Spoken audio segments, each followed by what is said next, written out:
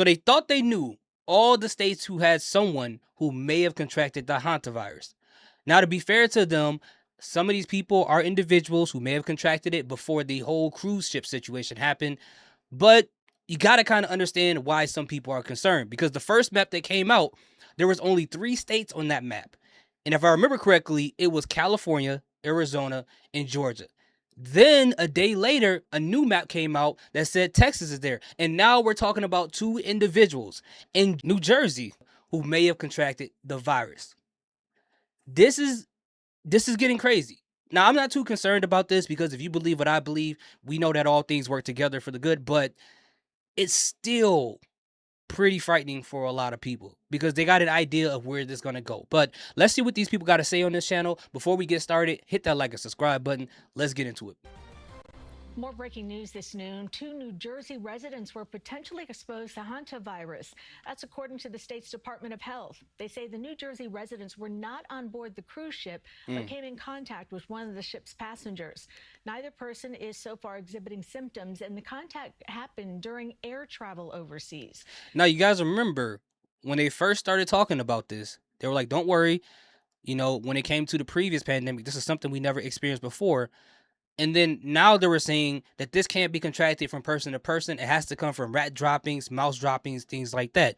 And then they started to say that there is a new strand that makes it a little bit more possible for it to go from person to person, but it's very rare. But the way this stuff is panning out, I feel like they're going to have to replace the word rare with something else pretty soon.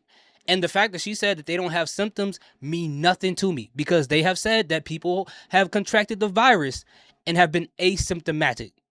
They have had no symptoms at all. So I'm just saying, man, I'm just putting it out there. This comes as the cruise ship is on its way to Spain's Canary Islands with nearly 150 guests and crew members on board. Ramy Inocencio has more.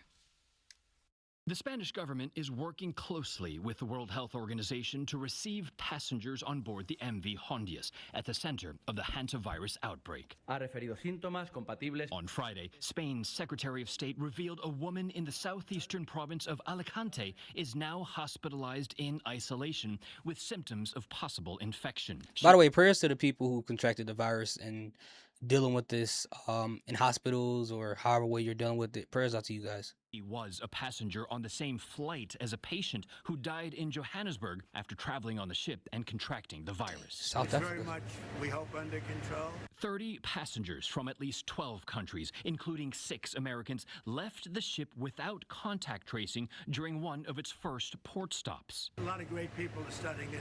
It should be fine. We hope. Those American passengers are We said hope. to be home in Arizona, Virginia, Georgia, Texas, and California. Virginia, and so far too? are not reporting.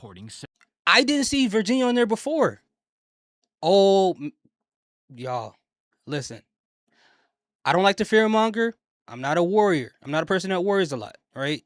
But the map is still starting to get a little bit more colorful as the hours go on, is all I'll say. Symptoms. It's highly unlikely to spread through casual contact. According to the World Health Why do y'all keep Organization, saying that? 5 of 8 people sickened on the ship were infected with the Andes strain of the virus, which can be transmitted between humans, though rarely. What we have seen with Andes virus is that, yes, it has spread person to person, but that has been in the context of very prolonged, close contact, so people who are sexual partners, people sharing a bed. The cruise ship is set to arrive here at the Canary Islands this weekend, where it must remain anchored offshore. The U.S. has sent a plane with CDC staff to repatriate the Americans once they're cleared to travel. Ramy Inocencio, CBS News, Tenerife, Spain. Health officials. So here's my problem with that, is that she says that it's very rare. And I'm not trying to discredit her credentials. I don't know her, and I probably don't know as much as her. But the part that she says that it's very rare situations where you have prolonged periods next to someone having, sexual intercourse, things like that. The fact that the virus is asymptomatic, you could be having sex with someone that may have it and don't know it.